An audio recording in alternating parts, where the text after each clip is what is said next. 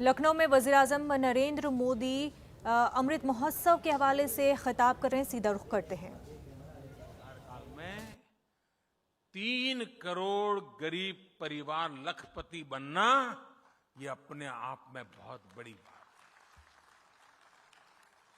अब आप कहेंगे मोदी इतना बड़ा क्लेम कर रहे हैं, कैसे कर रहे हैं? प्रधानमंत्री आवास योजना के तहत देश में जो करीब करीब 3 करोड़ घर बने हैं, आप उनकी कीमत का अंदाज लगा दीजिए। ये लोग अब लखपति हैं। 3 करोड़ पक्के घर बनाकर हमने गरीब परिवारों का सबसे बड़ा सपना पूरा किया है। साथियों, मुझे वो दिन भी याद आते हैं जब तमाम प्रयासों के बावजूद उत्तर प्रदेश घरों के निर्माण में आगे नहीं बढ़ रहा था। आज लखनऊ में ही, और जब मैं आज लखनऊ में हूं तो मुझे लगता है जरा विस्तार से ये बात बतानी चाहिए ना? हाँ, आप तैयार हैं? हमारी अर्बन प्लानिंग कैसे राजनीति का शिकार हो जाती है, ये समझने के लिए भी यूपी के लोगों को ये जानना बहुत जरूरी है। साथियों, गरीबों के लिए घर बनाने का पैसा केंद्र सरकार दे रही थी। बावजूद इसके 2017 से पहले, योगी जी के आने से पहले की बात कर रहा हूं, 2017 से पहले यूपी में जो सरकार थी वो गरीबों के लिए घर बनवाना ही नहीं चाहती थी। गरीबों के लिए घर बनवाओ, इसके लिए हमें पहले जो यहां सरकार में थे उनसे मिन्नतें करनी पड़ती थी। 2017 से पहले पीएम आवास योजना के तहत यूपी के लिए 18,000 घरों की स्वीकृति दी गई थी। 18,000। लेकिन जो सरकार यहां थी उसने गरीबों को पीएम आवास योजना के तहत 18 घर भी बनाकर नहीं दिए।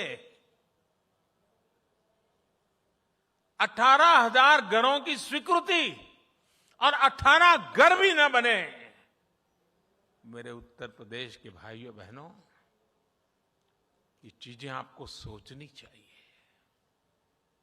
आप कल्पना कर सकते हैं, 18,000 घरों की मंजूरी थी, लेकिन उन लोगों ने गरीब के लिए 18 घर भी नहीं बनाए।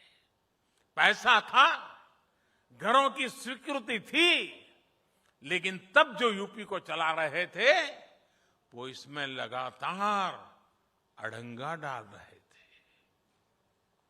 उनका ये कृत्य यूपी के लोग, यूपी के गरीब कभी नहीं भूल सकते।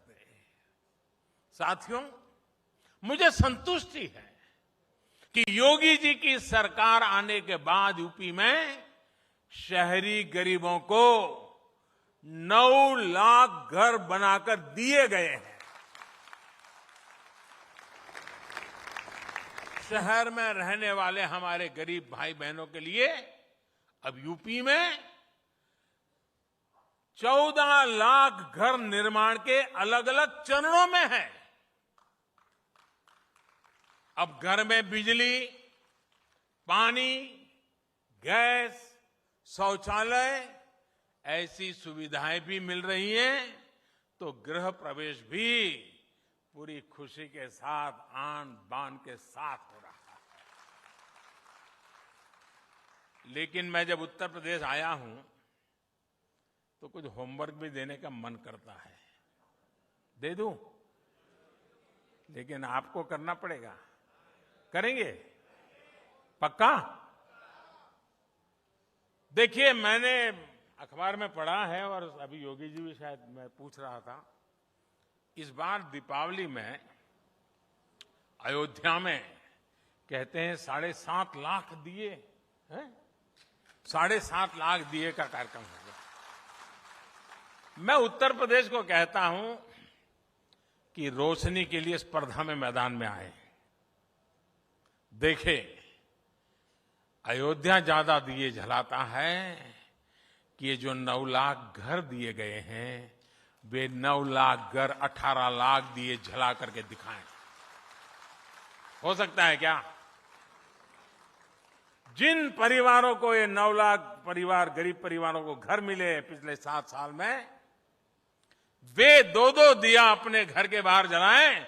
अयोध्या में 7.5 लाख दिए जलेंगे। मेरे गरीब परिवारों के घर में 18 लाख दिए जलेंगे। भगवान राम जी को खुशी होगी।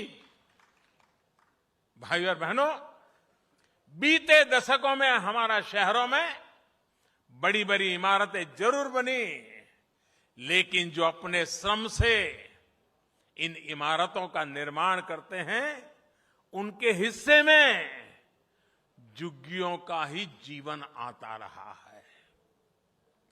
झुग्गियों की स्थिति ऐसी जहां पानी और शौचालय जैसी मूल सुविधाएं तक नहीं मिलती। झुग्गी में रहने वाले हमारे भाई बहनों को अब पक्के घर बनाने से बहुत मदद मिल रही है। गांव से शहर काम के लिए आने वाले श्रमिकों को उचित किराए पर बेहतर रिहाइश मिले, इसके लिए सरकार ने योजना शुरू की है। साथियों, शहरी मिडिल क्लास की परेशानियां और चुनौतियों को भी दूर करने का हमारी सरकार ने बहुत गंभीर प्रयास किया है। रियल एस्टेट रेगुलेटरी अथॉरिटी यानी रेरा कानून ऐसा ही एक बड़ा कदम रहा है। इस कानून ने पूरे हाउसिंग सेक्टर को अविश्वास और धोखाधड़ी से बाहर निकालने में बहुत बड़ी मदद की है।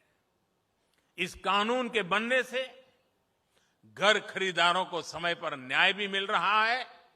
हमने शहरों में अधूरे पड़े घरों को पूरा करने के लिए हजारों करोड़ रुपए का विशेष फंड भी बनाया है। मिडिल क्लास अपने घर का सपना पूरा कर सके, इसके लिए पहली बार घर खरीदने वालों को लाखों रुपयों की मदद भी दी जा रही है। उन्हें कम ब्याज दरों से भी मदद मिल रही है।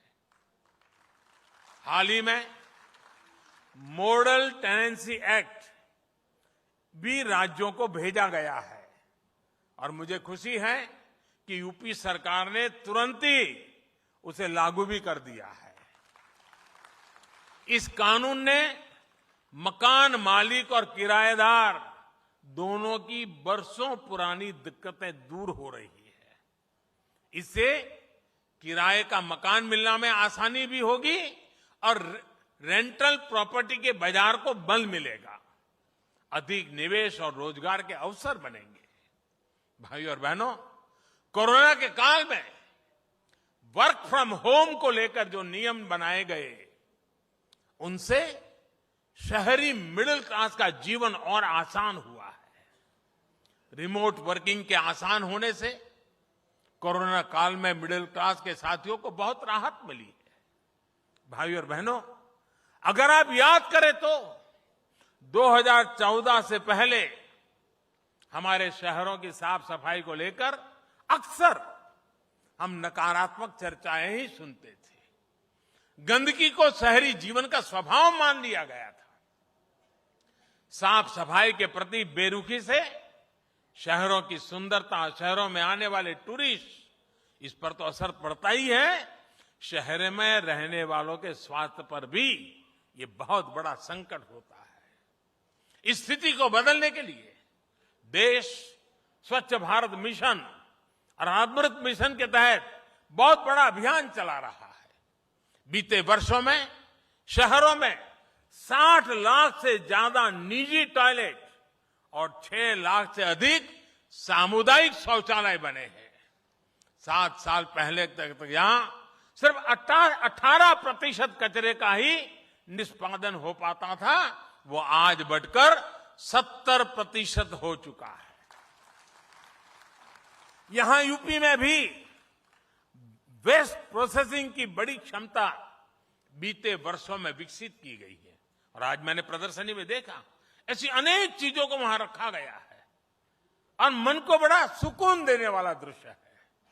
अब स्वच्छ भारत अभियान 2.0 के तहत शहरों में खड़े कूड़े के पहाड़ों को हटाने का अभियान भी शुरू कर दिया गया है। साथियों, शहरों की भव्यता बढ़ाने में एक और अहम भूमिका निभाई है एलईडी लाइट्स ने। सरकार ने अभियान चलाकर देश में 90 लाख से ज्यादा पुरानी स्ट्रीट लाइट्स को एलईडी से बदला है। एलईडी स्ट्रीट लाइट लगने से शहरी निकायों के भी हर साल करीब करीब 1000 करोड़ रुपए बच रहे हैं। अब ये राशि विकास के दूसरे कार्यों में वो शहरी निकाय लगा सकते हैं और लगा रहे हैं। एलईडी ने शहर में रहने वाले लोगों का बिजली बिल भी बहुत कम किया है। जो एलईडी बल्ब पहले 300 रुपये से भी महंगा आता था, वो सरकार ने उजाला योजना के तहत 50-60 रुपए में बना दिया है।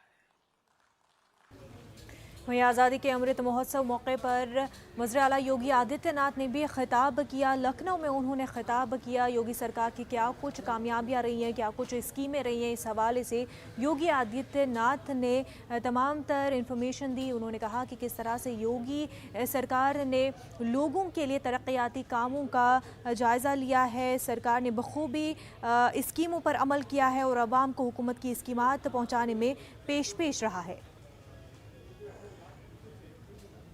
अवसर पर बताते हुए प्रसन्नता की अनुभूति हो रही है कि उत्तर प्रदेश ने विगत 4.5 वर्ष के दौरान अर्बनाइजेशन में कुछ नई उपलब्धियां हासिल की और खासतौर पर एक लंबे समय से जो मांग हो रही थी कि 25,000 की आबादी की जो बड़ी ग्राम पंचायतें हैं, इनको नगर निकाय के रूप में मान्यता प्राप्त हो, शहरी क्षेत्र के नगरीय क्षेत्र के दायरे को विस्तार दिया जाए। 2017 के पहले उत्तर प्रदेश के अंदर कुल 654 नगर निकाय थे। आज इनकी संख्या बढ़कर के 734 हुई है और इन 734 नगर निकाय के माध्यम से प्रदेश की एक बड़ी आबादी को हम लोग बुनियादी सुविधाएं उपलब्ध करवाने का कार्य कर रहे हैं। स्वच्छ भारत मिशन इस देश के अंदर न केवल नारी गरिमा के लिए बल्कि प्रत्येक नागरिक के जीवन में स्वस्थ भारत की परिकल्पना को साकार करने में भी मील का पत्थर साबित हुआ है। वक्त हो गया एक छोटे से ब्रेक का, जल्द होंगे हाजिर।